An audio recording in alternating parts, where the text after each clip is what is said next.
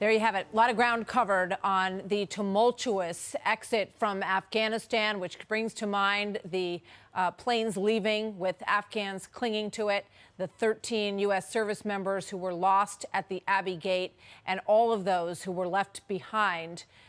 SIVs, people who helped us, interpreters on the ground in Afghanistan over the course of 20 years, and also a number of Americans said to be less than 100, although we've heard estimates that go far higher than that. This is an important record that is being put down today of our history in Afghanistan. 2,400 service members lost, 20,000 wounded in that longest war in American history.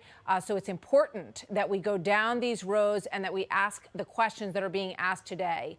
Joining me is former UN Ambassador Nikki Haley. Here today, we are also joined by Fox News senior strategic analyst General Jack Keane, chairman of the Institute for the Study of War. General Keane, let me start with you, if I may. What do you think is the biggest takeaway, and what did we learn today that you think is the most important? Well, first of all, I think this is sort of the opening chapter, and what we're going to see is going to take us some time to really understand how Afghanistan unraveled on us after 20 years. And certainly I found this hearing to be, even someone who pays close attention to this, to be quite informative. I think the witnesses testifying today, obviously senior leaders of our military, I thought they were forthright and honest. And clearly, they pulled no punches. I mean, General Milley called this withdrawal a strategic failure. We've lost Afghanistan to the Taliban. I mean, yeah. It's pretty obvious, but he's willing to use those kind of words, which frames it, in my judgment, quite accurately. He also said, and quite informative, something the American people need to hear because they haven't been hearing it, and that is that U.S. credibility has been damaged by what has taken place, that we now have a terrorist organization in charge of Afghanistan. I think that is absolutely the most significant things that were said here, and I found many other things to be also quite informative. And certainly, listen, getting these leaders on the record that they were fundamentally opposed to this withdrawal that President Biden wanted to conduct. And if you read in between the lines and what Secretary Austin was saying and General Milley was saying, is they went through in some depth in terms of the options, the alternatives, the risk, etc. So there's no doubt in my mind that the President of the United States was well informed as to what their concerns were about an unconditional withdrawal that he announced with a date certain on 31 August. Yeah. And also, I think the other thing that was very... Go ahead, Martha. No, I just want to play, if I may, General Keane. This is the soundbite from President Biden talking to George Stephanopoulos and what he said about whether or not he received input and advice from his military leaders that he really should leave 2,500, and in some cases they thought more than that, of our troops on the ground to hold the situation in place. Watch. Your military advisors did not tell you, no, we should just keep 2,500 troops. It's been a stable situation for the last several years. We can do that. We can continue to do that. No, no one said that to me that I can recall. How damaging is that, given what we heard today?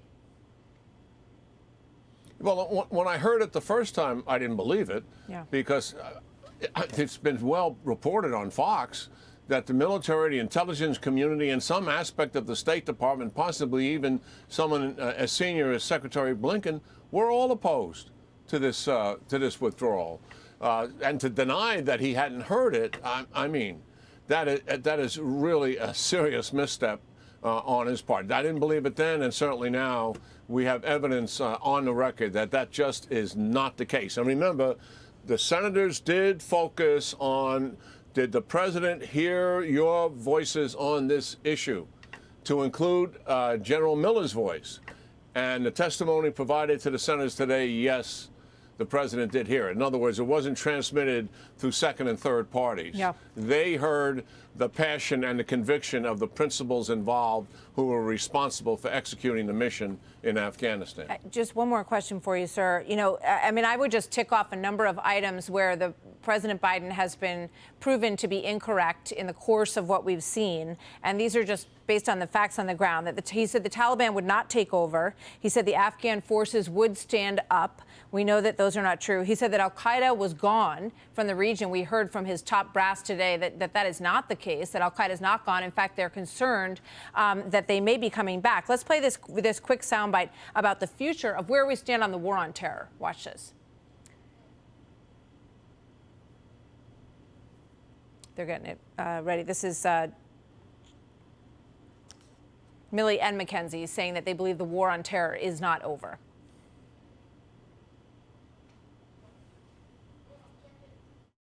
I recommended that we maintain 2,500 troops in Afghanistan. Remain consistent throughout, that we should keep a steady state of 2,500, and it could bounce up to 3,500. Hey, just to correct the record here, the one that I was looking for is Senator Tillis says, is the war on terror over? General Milley says absolutely not. And General McKenzie says the war on terror and the war in Afghanistan, he says, is not over. That from General McKenzie. Yeah, and I certainly absolutely agree with that statement.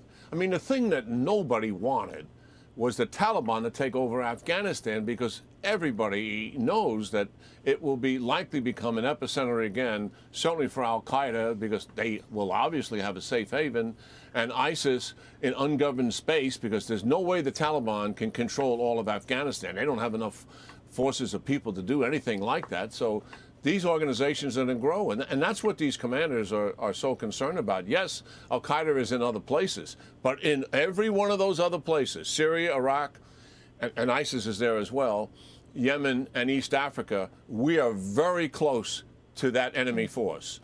We can approach them with ease, and it's not over the horizon. And that is their concern here. They said it's not impossible, but it's going to be very hard, is the words that they're using to describe it. And it's not so much conducting a strike, Martha, it's to be able to get the daily intelligence that we're able to get from the Afghan security forces, from the people itself, from the fact that we had 7 military bases and multiple CI bases as listening posts. With all of that gone, you just can't get that kind of information at 10,000 feet. Yeah. It is just not possible.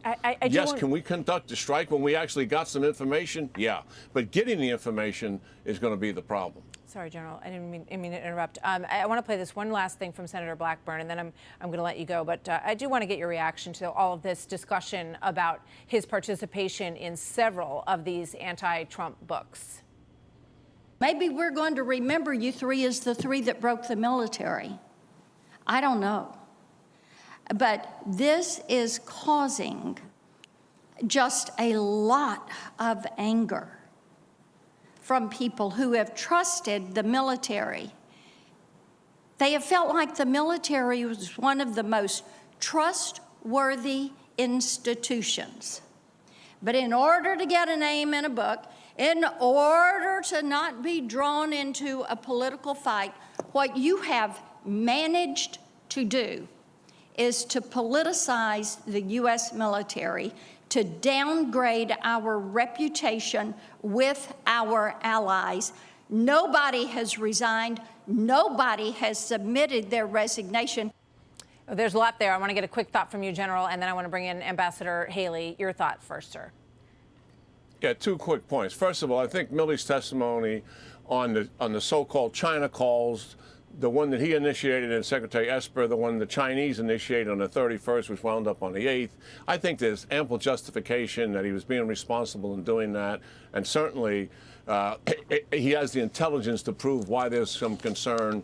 I've seen somebody who's seen that intelligence. I know somebody who's seen it and said it's very credible. The senators will be able to see that. On the second thing, however, I mean, if I was the Secretary of Defense, I mean, I would issue to all of my leaders a proclamation that you are not going to discuss while you're on active duty, while you're serving this administration, with the media, anonymously on background, what we are doing in executing our job here. You're going to sign a non-disclosure agreement, and if you violate it, you're fired, regardless of your rank, regardless of your position, and regardless of what you have done with your life before that. This nonsense has got to stop. Milley, I think, was appropriate in executing his duties. I think he's wrong in talking to all these people while he is still executing his duties. If he's retired like I am and he wants to expand on what took place years ago, that's another matter. General Keane, thank you very much. Good to have you here today, sir. I'm Steve Doocy. I'm Brian Kilmeade. And I'm Ainsley Earhart. And click here to subscribe to the Fox News YouTube page to catch our hottest interviews and most compelling analysis.